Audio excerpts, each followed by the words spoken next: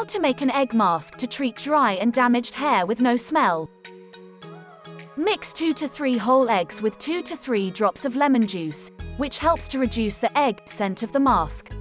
Next, beat the mixture until it is frothy. Now, apply to the hair by putting the egg mixture on the hands and working it into the hair. Cover the hair with a shower cap. Leave on for about 20 minutes. During this time, the egg mixture will dry and feel sticky to the touch. Now, rinse off the egg with cold or cool water. Tip: rinsing with hot water can cause the egg to clump in the hair. While this is not a significant problem, it can require several washes to get the egg out. Later, shampoo and condition the hair as normal. For best results, you have to repeat this hair treatment once or twice a month. In addition to using just egg yolks on the hair, some people suggest adding different ingredients into the egg yolk mixture to enhance shine and softness.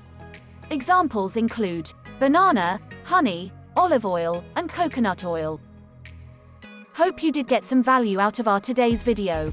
If you really did, hit subscribe button, press the bell icon in order to get regular updates from our channel.